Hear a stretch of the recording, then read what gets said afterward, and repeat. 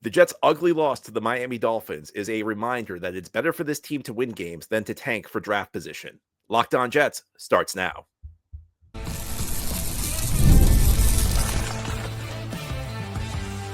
You are Locked On Jets, your daily New York Jets podcast. Part of the Locked On Podcast Network, your team every day.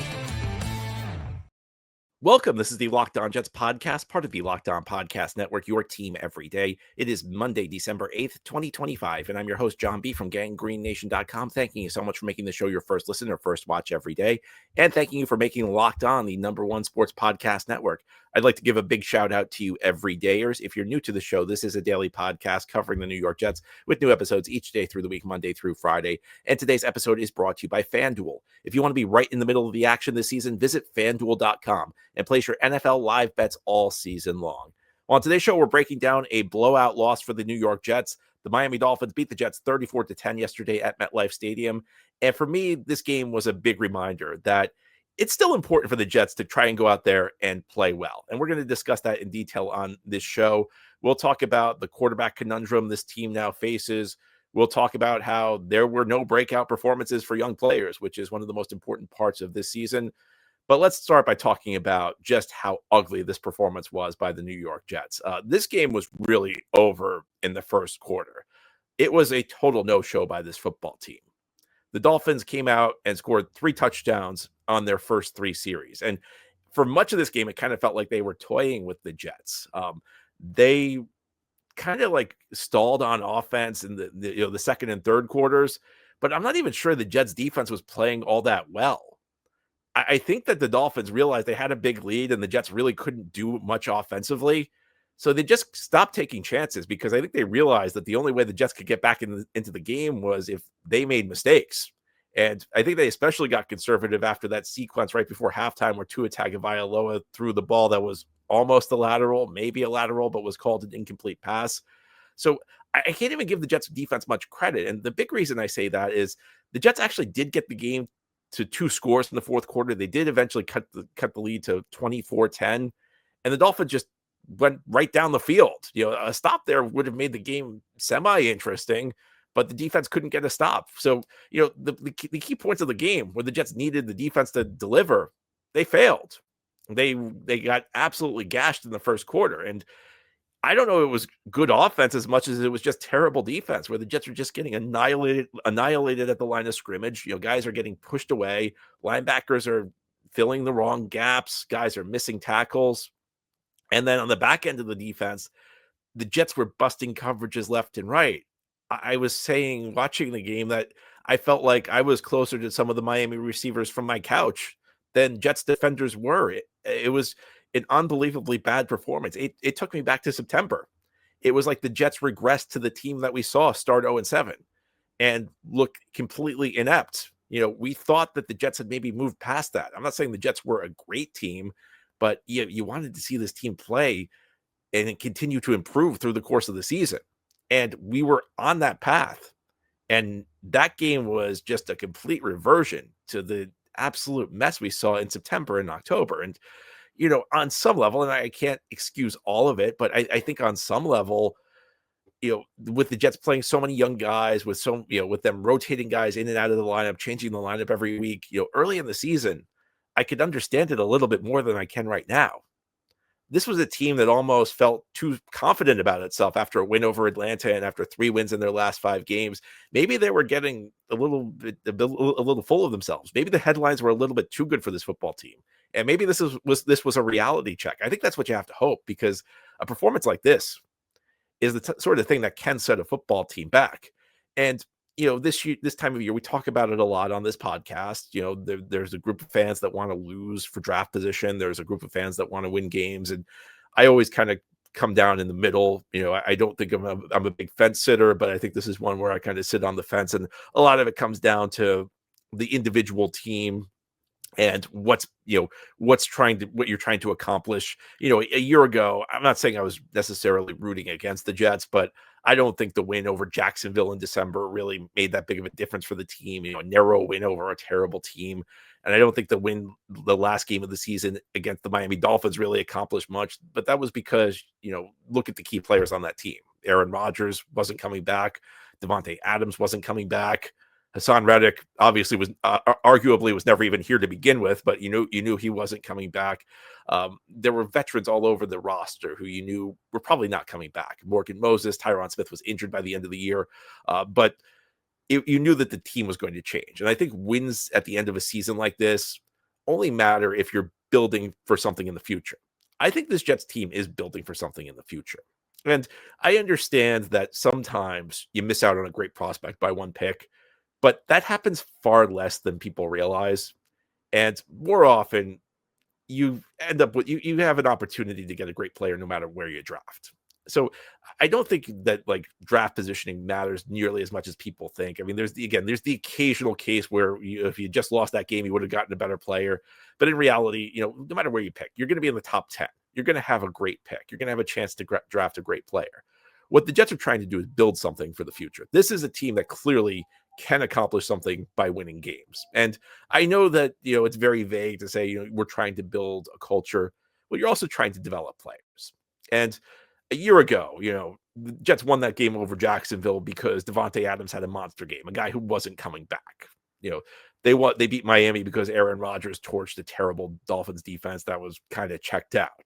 Aaron Rodgers wasn't coming back.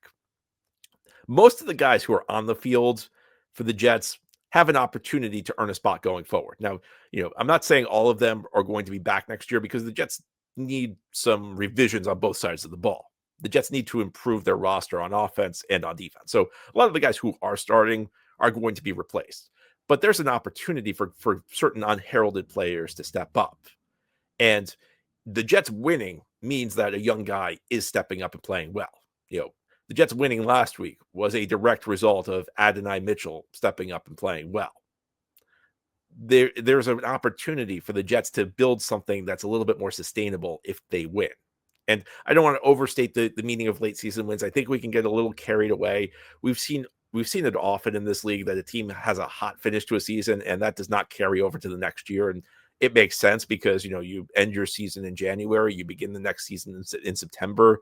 It's tough to carry momentum for 9 months. Occasionally it does happen. Detroit had a big winning streak to end 2022, and they carried it into 2023 and went to the NFC Championship game that year.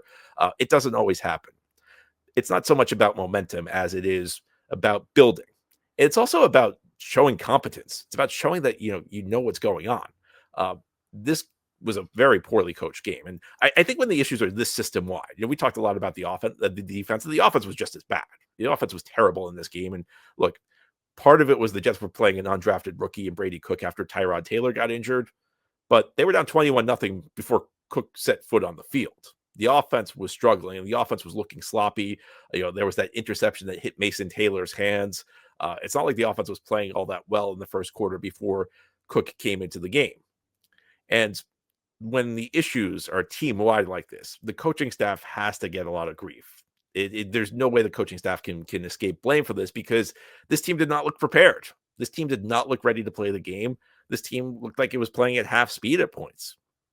And that's the type of thing that we thought we had left behind. Say what you will about the Jets this year. It felt like a team that's been improving. It felt like a team where things were getting better as the season progressed. And that was always the most important part of the season because the Jets were playing a lot of young, undeveloped players early in the year. The hope was that the game reps they got would help them to improve, would help them to make progress. And this time of year, the Jets would be playing their best football. And I think that had been happening up until this game. So the question is whether or not this was just, kind of an anomaly. Every NFL team has an off day. Even the great teams in this league have weeks where they don't play all that well.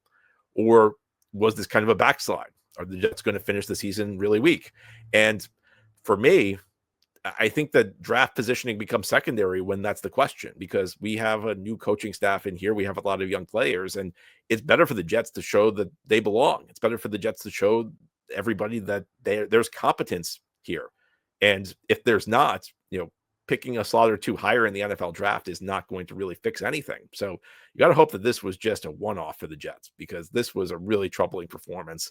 And if they play well next week, we'll forget all about it. If they don't, though, if this is the start of a slide to end the season, well, we're going to be having a lot of the same discussions we did early this year, and none of them were good. Now, here on the Locked On Jets podcast, we'll talk about another one of the disappointments of this game. No young player stepped up. And not only that, some of the young players who had been showing progress kind of backslid in this game.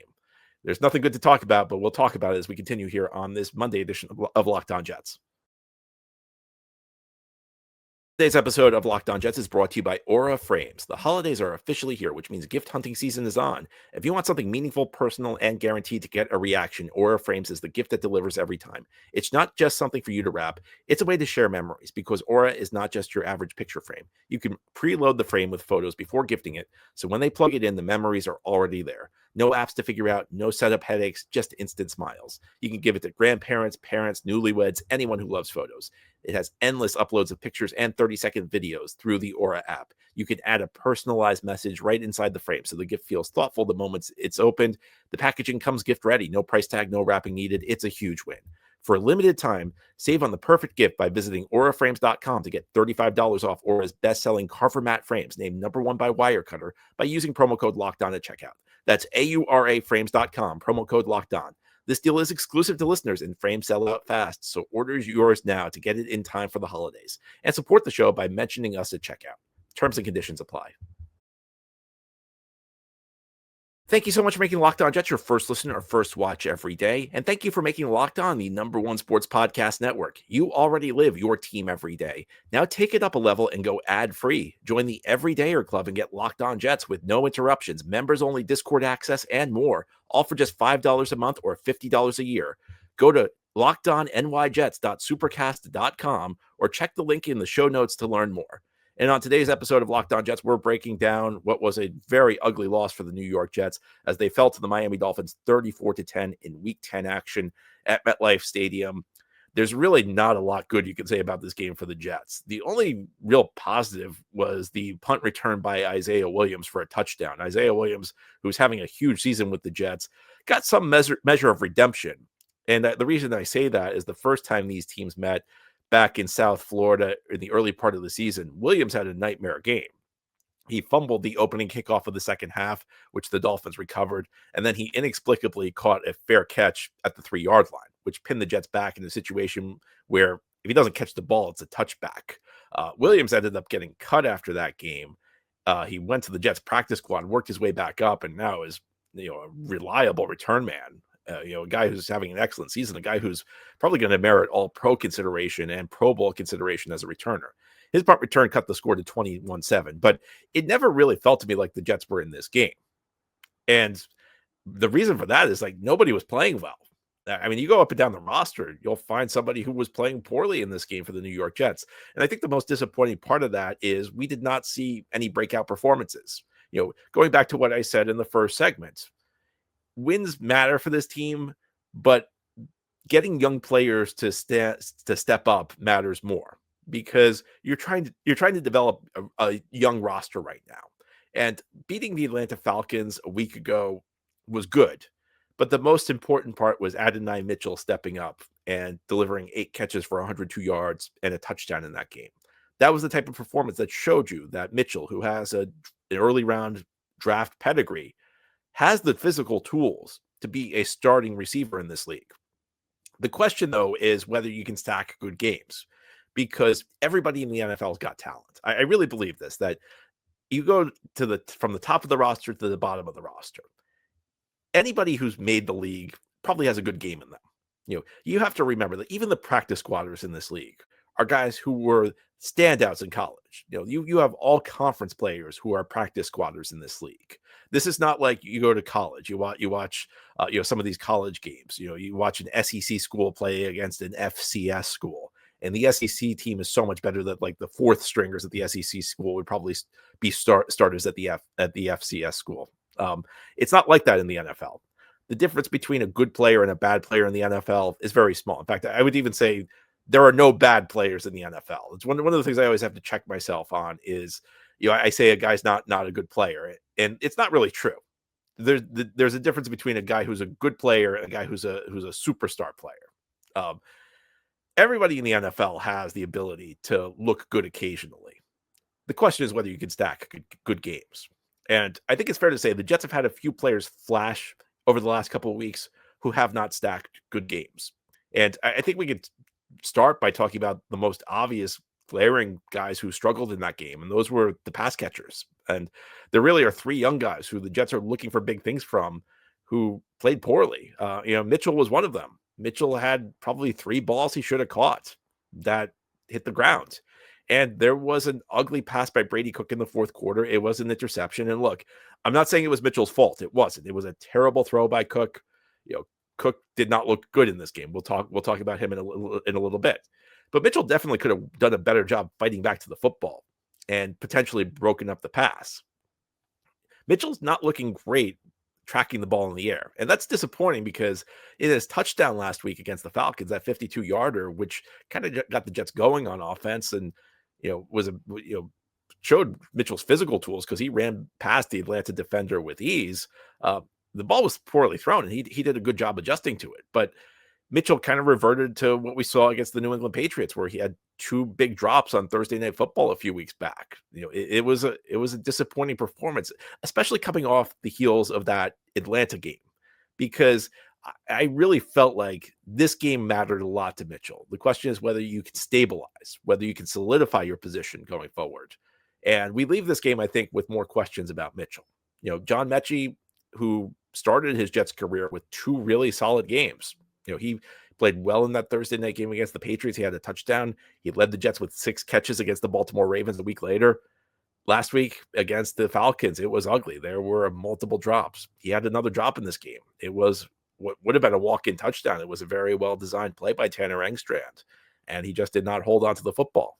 Then we go back to Mason Taylor, and I almost should apologize to Mason Taylor and to all of you Jets fans out there, because I spent Friday's show talking about how maybe this would be Mason Taylor's breakout game, and maybe I cursed him. Maybe I was the problem, but this game was very disappointing by Mason Taylor. In the first quarter, there was a Tyrod Taylor interception that hit him in the hands. There was another drop along the way. I was hoping that Mason Taylor would expand his role in this game. And I don't want to act like expectations were super high for Mason Taylor going into the season, because if we're going to be honest, expectations needed to be low. This was a guy who probably was not ready for a big time role. This was a guy who came into the league needing a lot of refinement in his game. Not a guy who had a huge route tree at LSU, not a guy who really was a technically sound blocker. And in an ideal scenario, I think Mason Taylor would start the season as a number 2 tight end, maybe a number 3 tight end. And the Jets did not have that luxury because, the only other tight end they had on the team was Jeremy Ruckert, who looks like maybe a low end number 2 tight end. So Taylor had to get a lot of reps. And my hope through the season has been that even if he struggles early, even if he doesn't do a whole lot early in the season, that those reps would help accelerate his growth as a player, because he's going to get, he was going to get a lot of opportunities at game speed. And, in the early part of the season, I was expecting he wouldn't know what he was doing. And to be honest with you, he kind of surpassed my expectations, because he at least turned into a somewhat reliable check down option, even if he wasn't dynamic with the ball in his hands after the catch. But in this game where, he was playing against a Dolphins team that was somewhat vulnerable in the middle of the field, I thought this was a game where the Jets could start getting him going in the intermediate game. And it just didn't happen. And, he had a couple balls hit his hands that should have been catches, and they weren't. And one of them ended up being a really big interception in this game as the first quarter snowballed on the Jets. Nobody stepped up. But you look across the roster, I mean, I struggle to find people who played well in this game. The offensive line, which I think has been pretty good in context this season, I thought they played really lousy. And we know how important those young offensive linemen are to this team. I really struggle to find any positives for this game for the Jets outside of Isaiah Williams. And the most disappointing part was that there was no Adonai Mitchell performance. It was disappointing that Mitchell did not sustain his level of play from last week, but it was just as disappointing that there was nobody new who stepped up and stood out. This was this was a really, really ugly performance for the New York Jets from top to bottom. And you can say, well, they improved their draft position.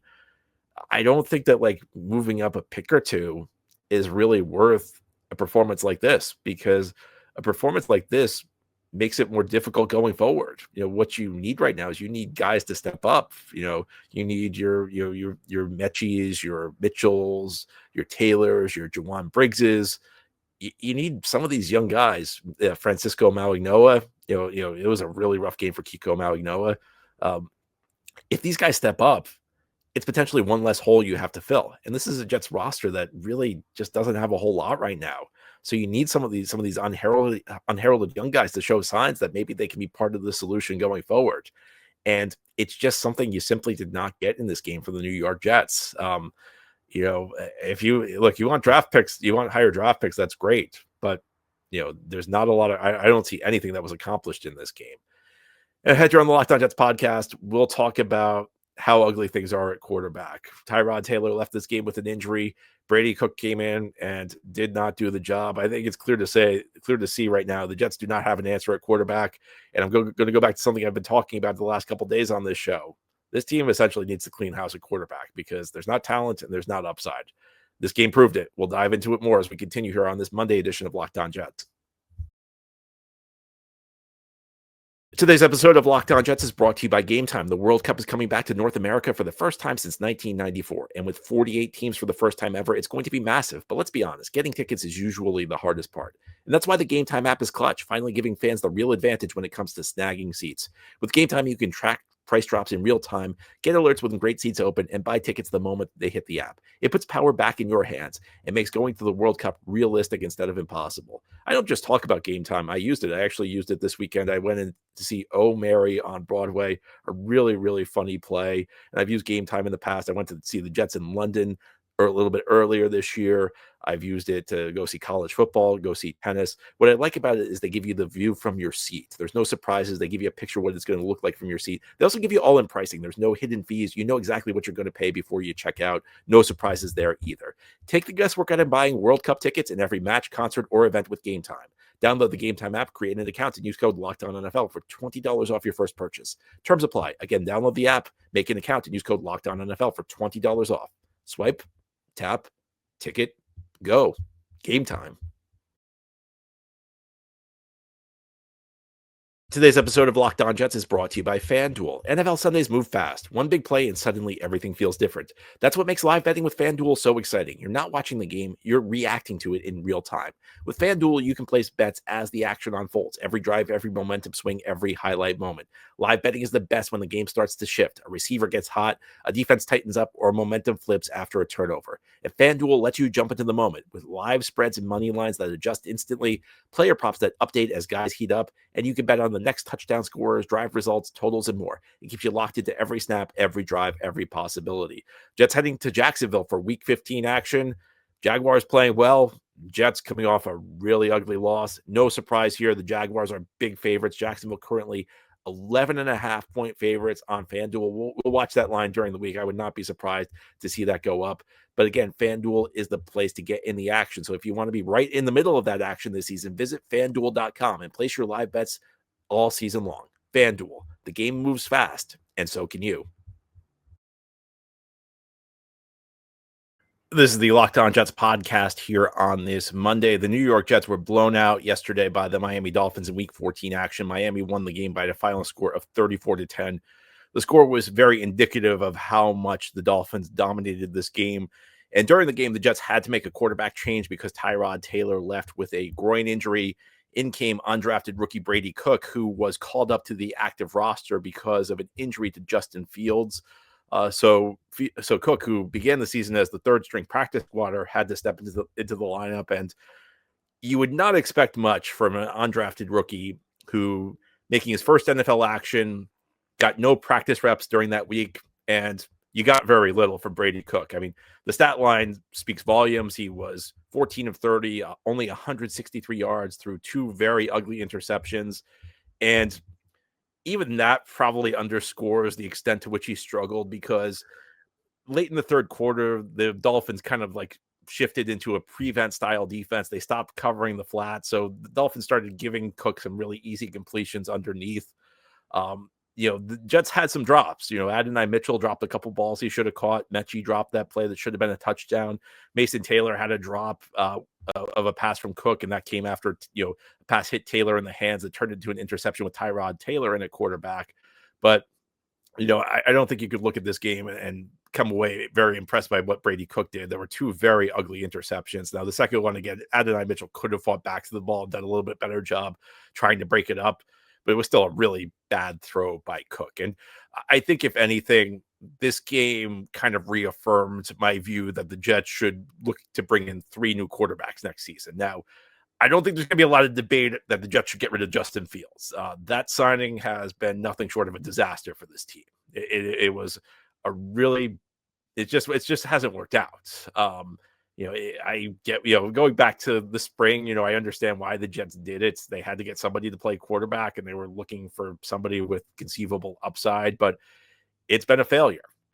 The bigger sources of debate are whether they should bring back Taylor and whether they should bring back Cook. Now, I would argue that people are probably overselling how effective Tyrod Taylor's been when he's been under center. And I think a lot of this stems from just comparing him with Justin Fields. I mean, yes, compared with Justin Fields, Tyrod Taylor looks good.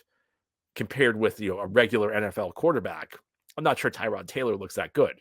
Tyrod Taylor at his peak was maybe like an average starter, and this was 8 years ago. Now Tyrod Taylor is a guy on the back end of his career. He's clearly in backup mode. And, I think there are some clear flaws to his game. I think the biggest difference there's really 2 big differences between Taylor and Fields.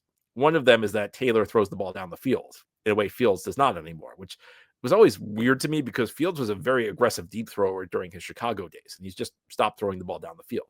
The second is that Taylor understands how to evade pressure. Taylor buys himself time better than Fields. Fields may be a mobile quarterback, but he really struggles maneuvering within the pocket. And he kind of just sets himself up for sacks. You see times where Fields steps into sacks in a way Tyrod can evade pressure. But that doesn't mean Tyrod is all that good. Tyrod's another guy who kind of stares receivers down, a guy who doesn't always make the best decisions, a guy who opens himself up to too many hits. And Tyrod's been injury prone through much of his career, and I think a big part of that is he takes a lot of unnecessary hits. I'm not sure what knocked him out of this game. I'm not sure whether that's the reason he left this game with a groin injury, but I don't think you can count on Tyrod to be on the field. And, people around the Jets will tell you Tyrod's been great this year in terms of being a professional on a young team. He's been a veteran leader. There's been a lot of praise for what he's brought to the locker room, but I just don't think he can stay on the field. I don't think he's a guy you can count on to stay on the field. And I think that that's a huge problem. If the Jets are going to draft a quarterback next spring, and I think all indications are that that's very likely. They're probably going to want to have some sort of veteran stopgap who can start the first couple of games of the season and ideally play until the rookie is ready. Now, it's always the plan. It doesn't always pan out that way. But one way you can guarantee that plan won't work is if your starting quarterback gets hurt. And look, football's a game of injuries. You can't guarantee that anybody's going to stay healthy. But it's pretty clear at this point in time that Tyrod Taylor is going to have a tough time staying healthy. A freak injury can happen to anybody, but Tyrod just is not a guy you can count on to stay on the field. And even when we get past all the issues in his game, even if we could get past everything, I don't know that you could trust that he'll be healthy enough to, continue to be the starter. And if Tyrod, if you bring Tyrod back as the stopgap and he gets injured, you may have to throw the rookie in sooner than you want to. And that's just not a risk I think the Jets should take. So this game, I think, is a reminder that the Jets should not be looking to bring Tyrod Taylor back next season. And I'd say the same thing about Brady Cook. I think that I know he's a rookie. And I know, look, he was thrown into a bad situation in this game. This is a bad team. He's an undrafted guy. He's probably not ready to play. He didn't get any of the practice reps this week. When he came in, it was 21-0. So, you want to talk about the ultimate no-win situation. That's what the Jets put Brady Cook into in this game. But one thing I go back to is if you're going to use a young quarterback as your developmental guy, there has to be something worth developing. And I don't see what the traits are that makes anybody think Brady Cook's got upside. He doesn't really have great physical tools. and he doesn't really have a great command of passing concepts. So I mean, I think they're like two kind of like developmental prospects that make sense to move forward with.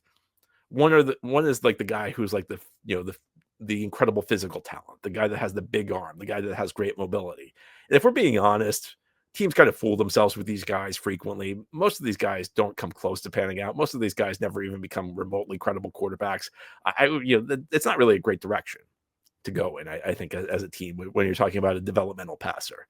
The second option would be the guy who has a little bit less physically talented, but understands passing concepts, understands how to throw with anticipation, has kind of a nuanced understanding of route combinations. And if he gets better, if once he gets adjusted to the NFL, he's got a chance at, maybe not being a Mahomes type, but maybe being someone who can be a point guard, who can distribute the ball, who can understand defensive concepts.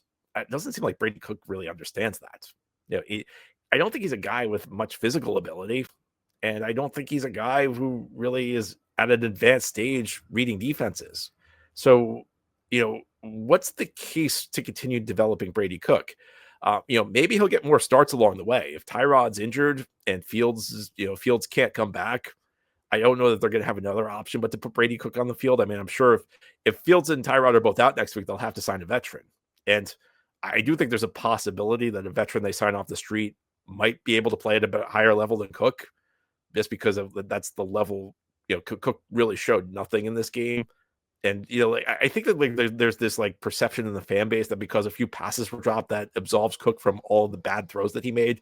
Both of his interceptions were absolutely terrible throws. They were just really, they were balls that were begging to be picked off. I don't think there was a lot redeemable about Cook in this game, but one thing I remember is that, Cook was never meant to be on this team. If Jordan Travis did not retire, Cook would not even be a part of this team. Jordan Travis was supposed to be the developmental number 3 guy. And then Travis retired because of the injury he suffered in college. And that opened the door for Cook to get the number 3 job. So it's not even like the Jets really believed in Cook as a prospect. I mean, they didn't draft him. He was a UDFA signing. And then the guy who was supposed to be the number 3 quarterback retired. I think this game kind of reaffirmed for me that that there's really not a great case to bring back either Tyrod Taylor or Brady Cook next year. I think these are both, these are both guys who really don't fit the Jets' future, and it's for different reasons. For Tyrod, it's just he's at the end of the line and he can't stay healthy and you can't trust that he's going to be on the field. For Cook, it's just I don't see where the upside is. This is not a high level prospect. I mean, look, this guy's been sitting on the Jets practice squad most of the year. When you're on the practice squad, another team could sign you. You're technically a free agent. You could sign to another team's 53-man roster. So the rest of the league has let Brady Cook sit on the Jets practice squad for most of the year at the position that's most important.